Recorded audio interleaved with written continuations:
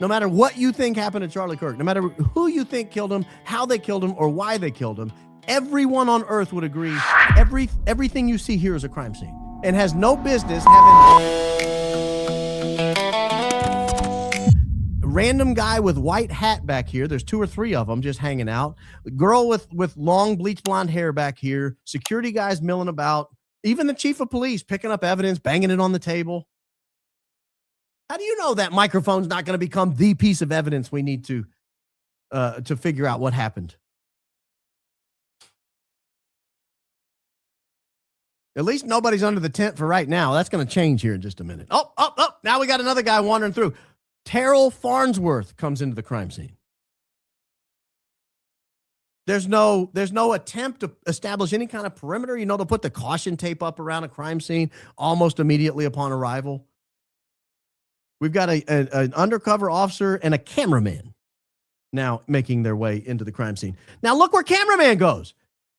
Walking through the crime scene. Walking where, I mean, how do we know there's not something right there he's stepping all over that's going to become important? How do we know he's not moving the blood splatter around so that they can't tell about trajectory and force and everything like that? We don't.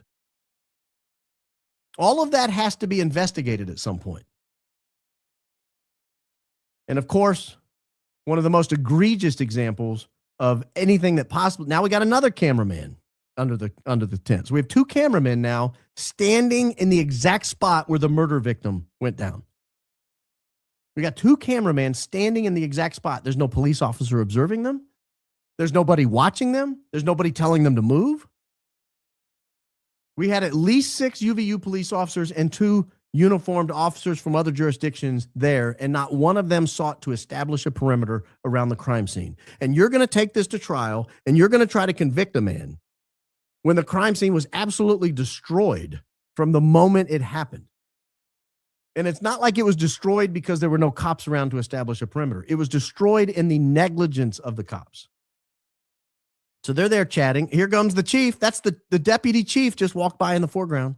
He's not telling anyone to get out of the way. He's not worried about them sloshing around in Charlie's blood back there. You got another cop now walking through. There goes the chief again. This guy in the red shirt, red hat down here at the bottom, an undercover police officer from another agency. Again, you still have a journalist basically in the perimeter just watching. Here goes the cop just wandering around, not telling anyone to get back. He's got his back to Terrell Farnsworth. Terrell Farnsworth could be doing anything under there. We have no idea what he's doing. We were told all he wanted to do was save the footage. Well, he didn't save the footage from the other cameras. He didn't go get the SD cards from the other cameras. This guy doesn't seem particularly concerned at all that anyone's standing in the exact spot where the gunshot took, or the alleged gunshot took place. There's another non-uniformed police officer walking through the scene with his back to Terrell Farnsworth. No idea what's going on right there. Terrell could be planting a gun. Terrell could be planting a bomb. Terrell could be planting anything. He could be picking up evidence. He could be walking away. No one cares. No one cares. He's looking around. He's looking around. He made eye contact with this guy in the blue. Go back and look at that again. He made eye contact with this guy in the blue. Watch this.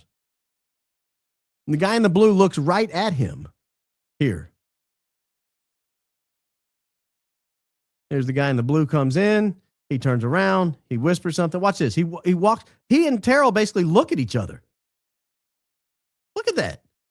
Yeah, you're good back there, baller. Go ahead. Have fun. Yeah, pick up the chair he was killed in. Stand on it. Stand on all the blood. Get it all smushed around. Make sure you change the dynamics of everything about that chair. Make sure you change everything about it, the blood splatter, the everything. Make sure you just get rid of it all. Make sure you stand in it and get it all over your shoes so you could track it around everywhere so we have no idea what happened. And make sure you take down the camera so that whatever's on or in or near that. Look at this guy's just picking stuff up back here. How do you know he's not picking up the weapon? You got a guy just picking stuff up back here on the right. He's just grabbing stuff, walking off. One of the themes that's going to come out of this is that nothing was done right.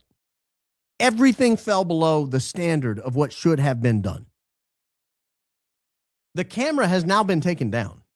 Terrell has taken down the camera and is walking off with it and putting it on the table, again, changing the crime scene, pulling stuff out of it, moving stuff around. We're told he just took an SD card out, but we have no idea actually what he's doing back there. We have no idea what he's doing. He's looking around very suspiciously, I'll tell you that. This guy right here in the blue is a cop. His back is to Terrell. He has no idea what's taking place under there. I cannot imagine a crime scene anywhere in the world where this level of negligence is taking place while an active crime scene is being altered in real time. Again, this is not an example where someone gets shot in a grocery store in a major metropolitan area and the police are not on the scene and it takes them 10 minutes to respond and people take advantage of it and start stealing stuff and chaos. It's not what I'm talking about. I'm talking about a situation that absolutely could be controlled and they're just not doing it.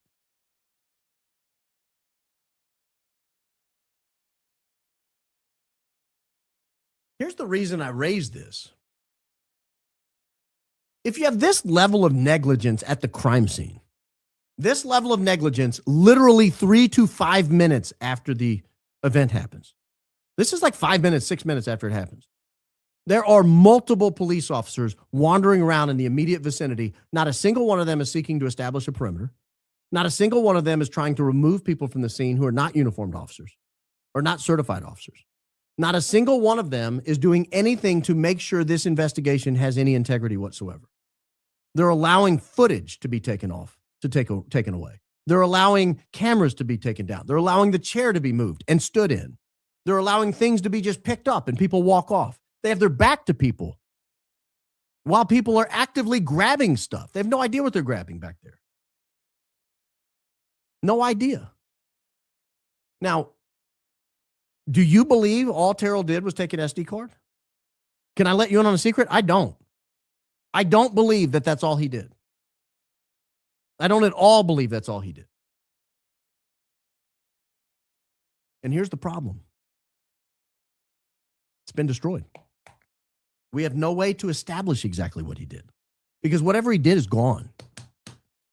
And it was taken while an officer is with a badge, holding a gun, looking the other way, 5-8 feet away from him.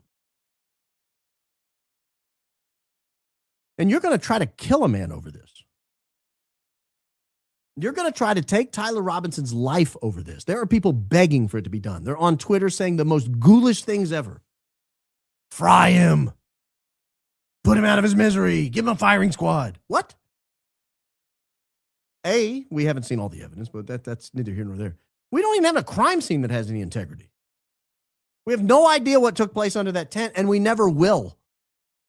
We never will. We can't. We can't. It's been fundamentally altered in the first 5 minutes. That's not even to talk about the next 5 days, what took place, where they dug it up and paved over it.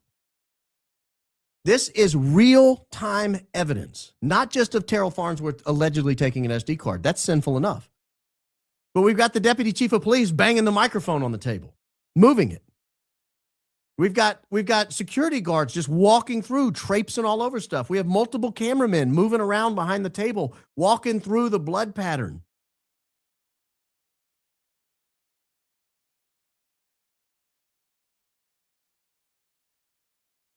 There's no caution tape. There's no police line tape. There's nobody standing around at the points of ingress and egress saying, you can't come down here. Get the hell out of here. What are you talking about? Why are you even trying to walk down here? This is a crime scene.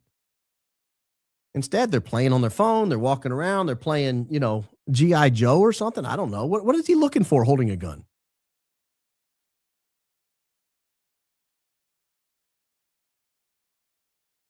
This set the tone for the entire investigation. Every step of the way, this is the way it goes. Every step of the way, this is the way it goes.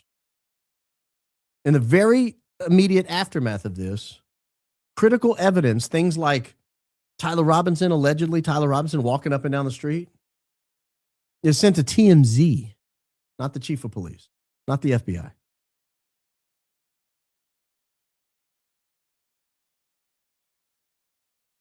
Nothing about this is going to make sense. As everything starts to come out, because now, I mean, we basically have gotten to where they're going to bind it over to a jury. I mean, almost assuredly. I suppose it's possible the judge could look at this and say, what are you out of your mind? You haven't produced any evidence he was even on the roof. How can he fire a gun? How can I have probable cause to believe he fired a roof? It's not against the crime. It's not against the law to go to Chick-fil-A. And you never showed pictures of him in Chick-fil-A. You just told us he was there. And every other picture you showed is blurry. Right? I don't even know if it's him on campus. But let's assume he binds it over the grand jury. Now we're going to get to an interesting phase of the trial because we're going to start to have discovery disputes. We're going to start having 702 hearings where they determine who's an expert and what they can talk about. We're going to start to have evidentiary hearings where they determine what evidence is actually going to be put in front of the jury. It's going to be a very interesting phase. It's going to be probably very long, if I had to guess, 6 months to a year and a half, probably, of this kind of nonsense going back and forth. But what we're going to find out is every step of the way, in all likelihood, this investigation fell far below the standard of a decently run investigation. And it started in the first 3 minutes. I would say it started in the first 3 seconds when the single most important piece of evidence, the body, was picked up like a side of beef and chucked into an SUV. I would say that's where it started. But we know within the first 3 minutes, the crime scene was already being destroyed.